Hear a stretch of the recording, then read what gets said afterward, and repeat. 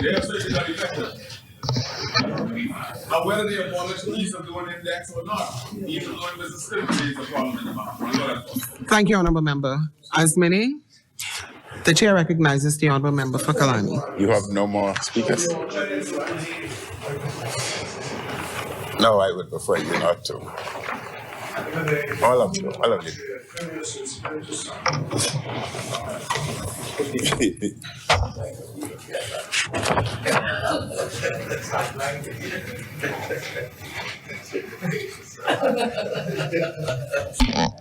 Thank you very much, Madam Speaker.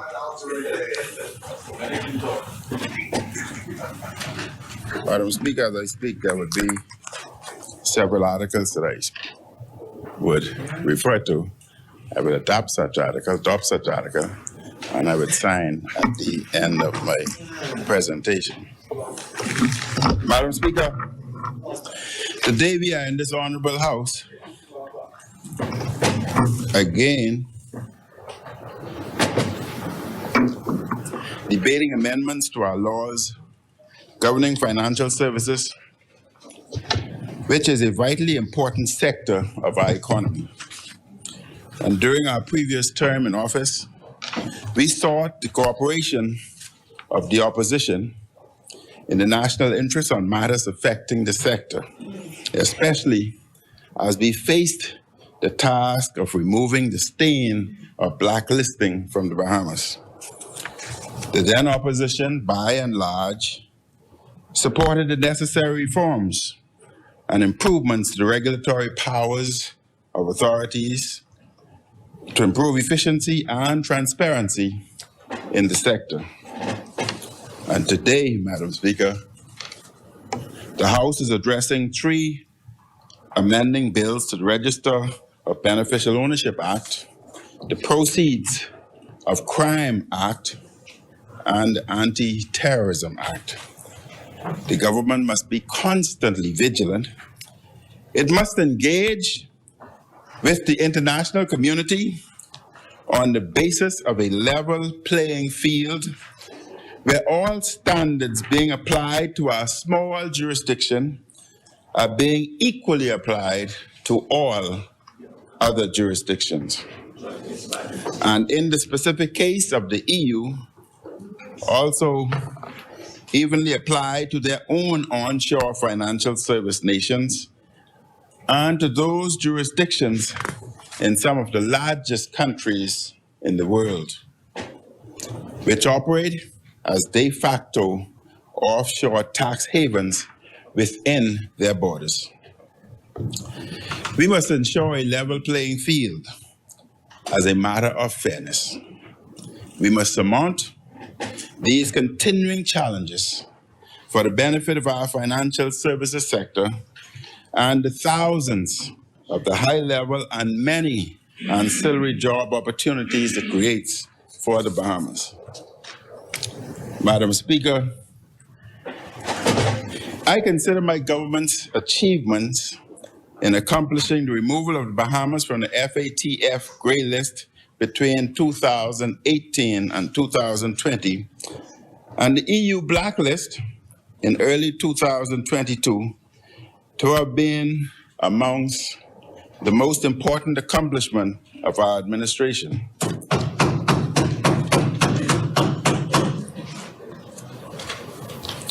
We succeeded in saving our financial services sector and in repositioning the Bahamas as a regional leader in financial services.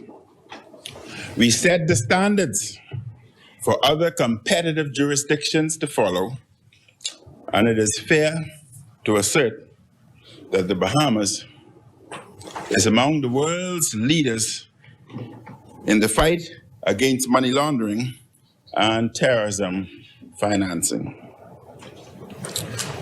Madam Speaker, a nation must have a holistic approach to dealing with all manner of crime. In the past weeks, there has been a stunning amount of violence in New Providence. And some days, one can lose track of how many shootings and killings there were. Young men are shooting and killing each other. with bullets flying all over the place, threatening the lives of innocent bystanders. We have heard from the government and law enforcement that there are gang-related motivations behind many of these incidents. That information does not make any of us feel any safer. Bahamians in various communities in our major population center are living in fear and constant anxiety. As the killings have gotten worse and worse, these residents have been waiting on a comprehensive plan from the PLP. Madam Speaker, crime affects all entity. As I was called last night by one of my sons who had his vehicle broken into and all of his various important personal documents subsequently stolen. And I must thank the police that they're on top of the case, and I hope that we would be able to retrieve such documents. With respect to the plan, Madam Speaker, comprehensive plan, none has come. This is the government that said it would be ready to hit the ground running right away. Yet going on 7 months in office, the government has been caught off guard and with little direction or focus on crime. There seems to be no comprehensive crime strategy. In a 2011 National Crime Address, former Prime Minister Perry Christie stated on behalf of the PLP, and I quote, "People are afraid and they are angry. They are afraid that the violence is going to continue to escalate, and they are angry that the government has offered no meaningful response." He also stressed at the time, the tsunami of violence sweeping our nation was never inevitable. It tells you an important reason for the escalation of crime in the Bahamas is poor governance. I want to repeat that from the former Prime Minister Perry Christie. It tells you, meaning crime, an important reason for escalation of crime in the Bahamas is poor governance. This government has been paralyzed, unable to lead on this crucial issue. That was, end quote, from former Prime Minister Christie. Despite those words, crime continued to worsen during the PLP government. Is the nation on track for the same crime tsunami under a new PLP government? Madam Speaker, startled citizens not involved with any of the recent spate of violence have recorded and circulated voice notes of nearby shootings. On these voice notes, we can hear the terrible sounds of gunfire in neighborhoods where criminals are raising children and families.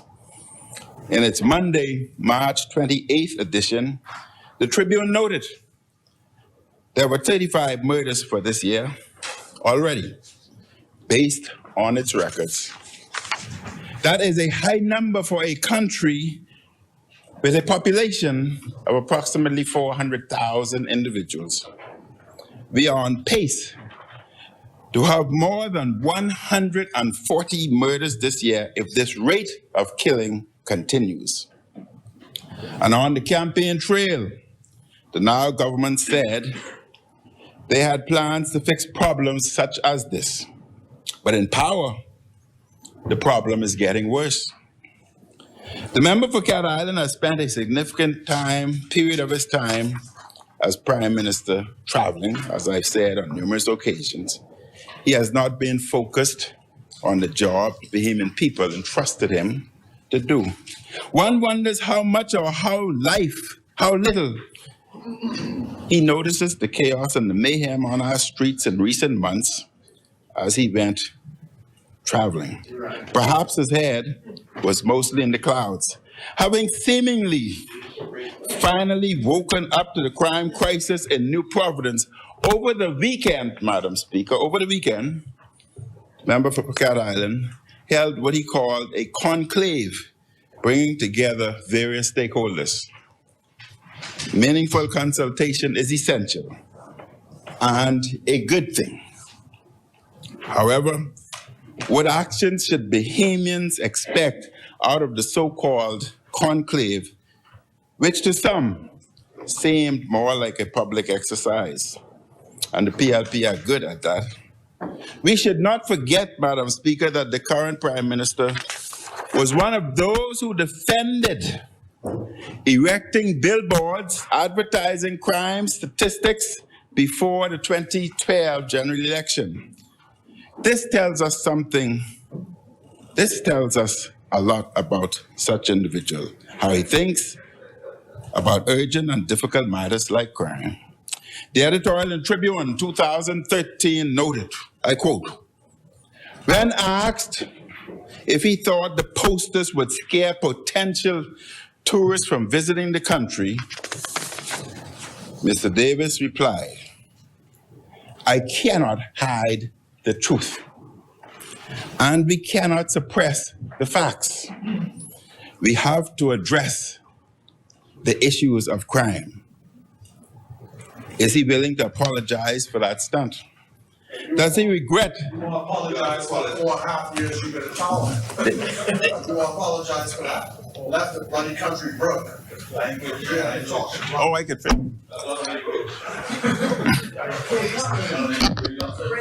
Break up country, man. You finished? No, I thought he was getting up on a point of order. Does he think it is now a good idea to erect billboards at places like Saunders Beach, advertising our crime rate in 2022, now that he's Prime Minister and Minister of Finance? And should such billboards be erected in the interest of truth, as he said, and facts, as our economy is still struggling and inflation is raging out of control? One of those who was at one of the roundabouts with the member for Cat Island back then, showing off a billboard, is now a senior policy advisor to the Prime Minister. Thankfully, at the time, Madam Speaker, a number of PLPs condemned the decision to erect those billboards. Tourism stakeholders and officials were outraged. Madam Speaker, the crime strategy in our previous government was led by a respected senior former police officer. Madam Speaker, The chair recognizes the honourable member for St. Anne's. Madam Speaker, if I can direct your attention to Rule 32.3. I think the extent of interruption and efforts to interrupt the speaker has gone beyond the point of reasonableness. Yes. Rule 32.3 says when a member is speaking, no other member may speak or make any noise or disturbance so as to interrupt him except under these rules. And he's not rising on a point of order, but he's now repeated shame a number of times. And it's been quite disruptive, Madam Speaker. There's people at home that are paying attention to the conduct of this honourable House, and I don't think they're pleased at this moment. Thank you, honourable member, for making us aware of the rules. The honourable member for Kalani. Thank you very much, Madam Speaker.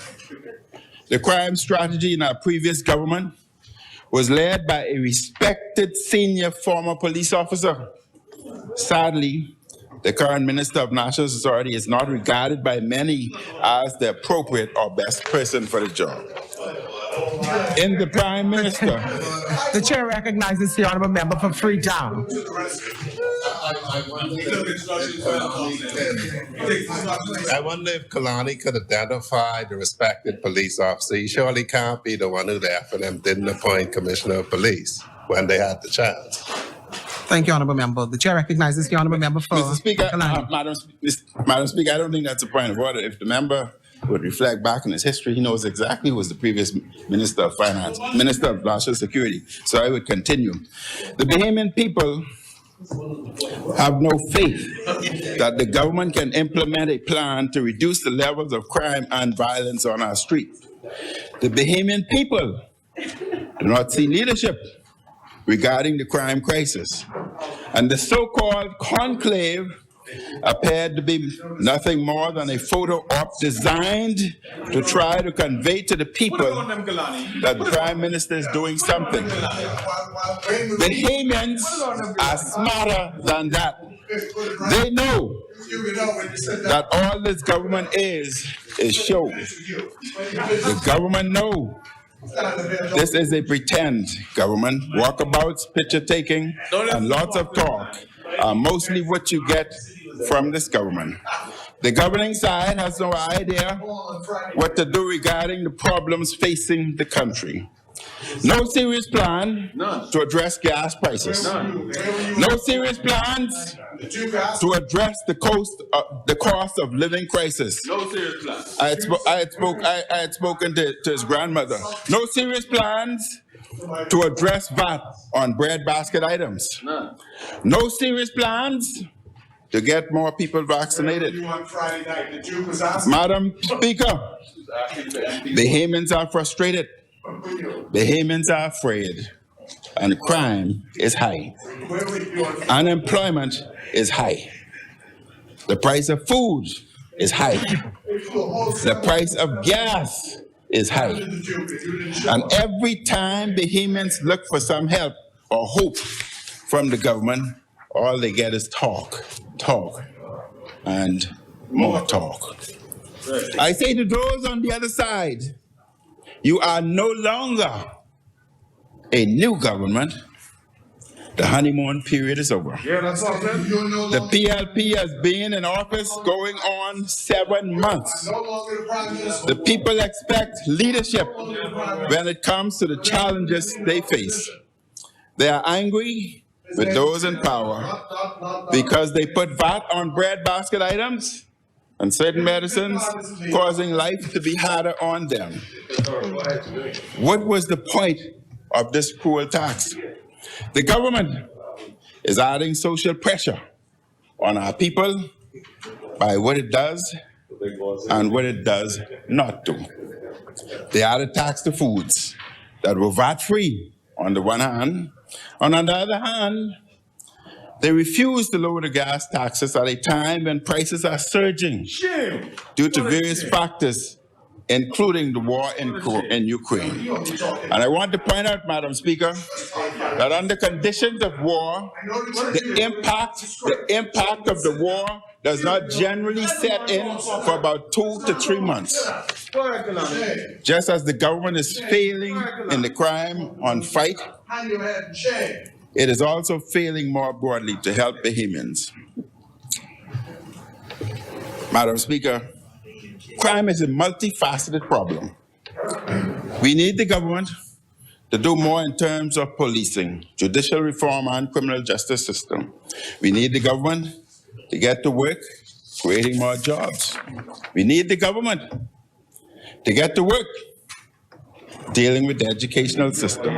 We need the government to provide more social assistance to those who do not have enough food. And we need the government to ensure there are enough police officers to patrol our communities. We need the government to provide the Office of the Attorney General and Judiciary with the resources to ensure trials happen quickly. There's much work to do if we are to have calm on the streets. 900 men down. You left it that way. Madam Speaker, Shame yourself if you're talking food. you come outside, you'll see Will Smith. The chair recognizes the honorable member for St. Helens. I want to know if this is the conduct that we're going to be expecting in this house. I realize the seniority of these two men that seem to be talking across the room. But if this is to be the precedent that this Madam Speaker is establishing as acceptable, then I'll participate in it. But if it's not seen as acceptable, now he's threatening the former Prime Minister, Madam Speaker. I'm listening to you. What would you just tell? What would you just tell me? Raise your hand and you'll have enough. You told me that I am accepting that. I'm asking. That's just banter. I'm asking if you're accepting that. That's just banter. That's fine. That's just banter. Thank you. Thank you, Madam Speaker. Sit down. Keep seated. 6 policemen, you got 9 the next time. What's the way you talking threats, man? Threats of what? What's the former prime minister? You're a Catholic, you know. You're a Catholic. I did Behave yourself. Father Burton and Bonaventure would be very disappointed. Intro, we go at altering day. Are you finished? No, I'm not. Madam Speaker, I wish to note some of what was said in the FNM's most recent election manifesto about our record, our approach, and our intentions to continue to address violent crime. I quote, "Safety and security during our first term were viewed via a holistic framework across multiple disciplines.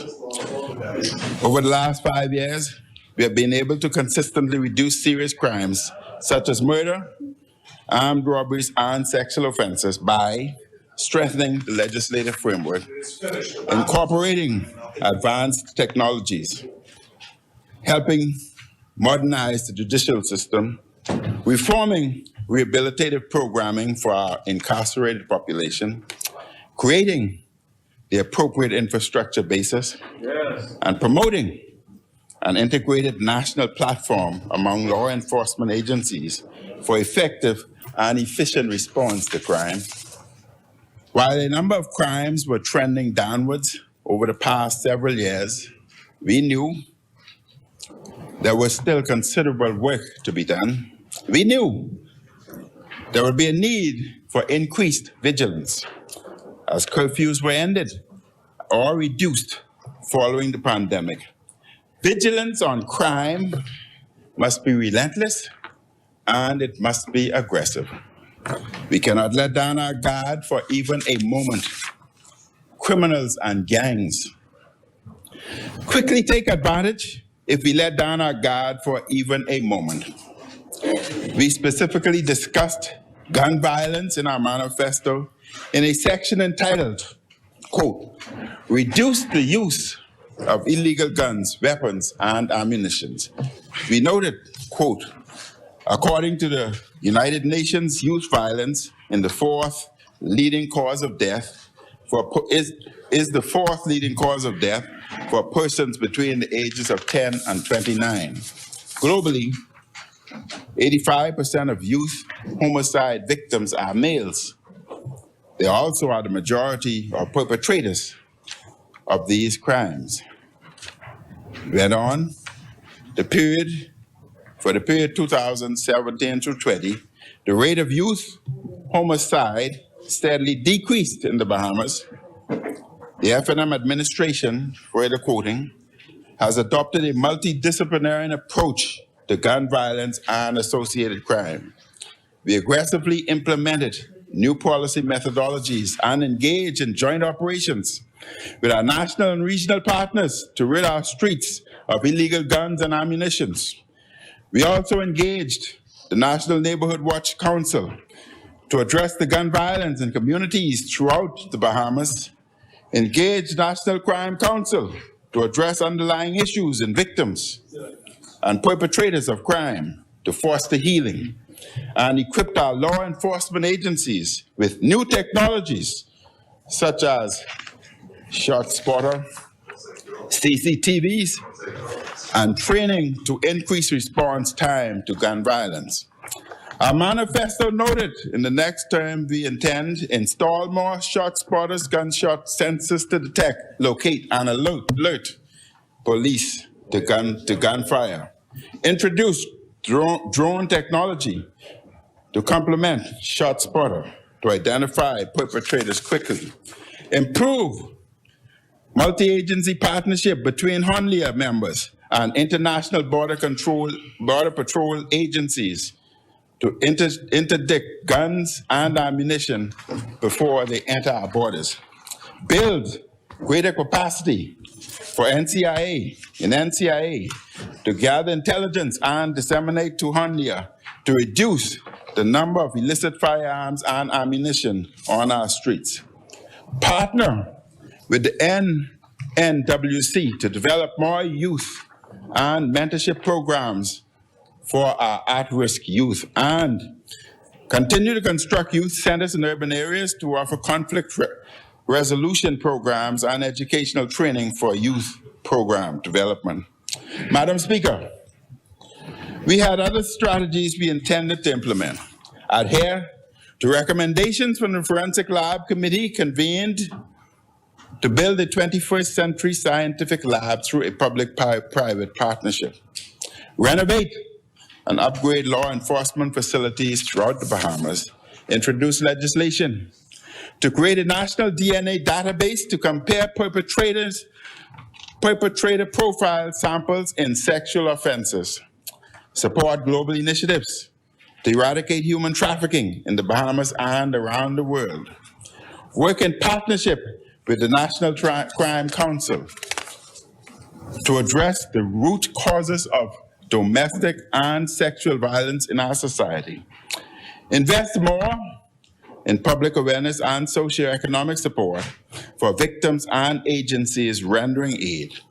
Foster greater partnership between the police force and the National Neighborhood Watch Council, NNWC, to create safer communities for victims of domestic violence and of sexual offenses.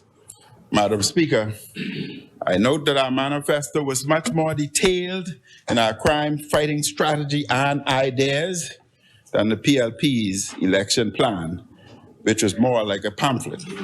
We now see the result of this. The PLP had no comprehensive plan. The Davis administration. The church recognizes the honorable member for Fox Hill. This is entirely irrelevant to this debate. What are you talking about? What are you talking about? What are you talking about? A debate is before the House on financial services bills. The honorable member for Kalani has he mentioned anything about financial services bills? He's been talking for almost 30 minutes and not one word about the bills that are before the House.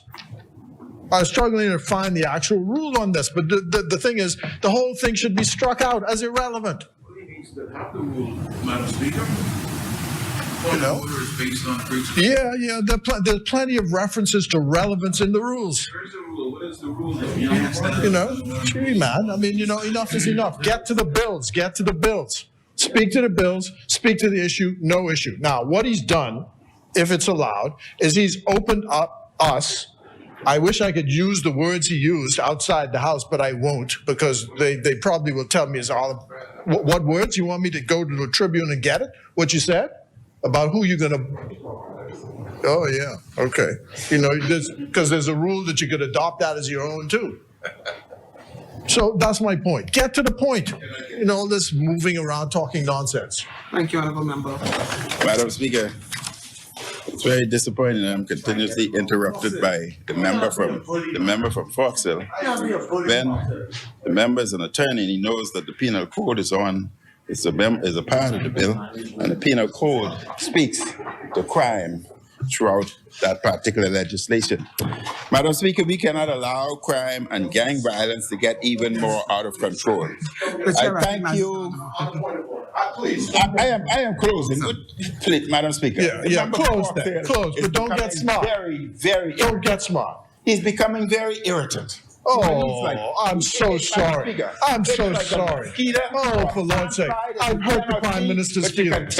Oh, why did I do that? I hurt the Prime Minister's feelings. Poor baby. Poor baby. Thank you, honourable member. Madam Speaker, I thank you. May God bless our law enforcement officers and their family. And may God help the member from Fox Hill. Thank you very much. Oh, Lord. Thank you, honourable member. As many? So, Nancy, you look like you into cheerleading now. I watch.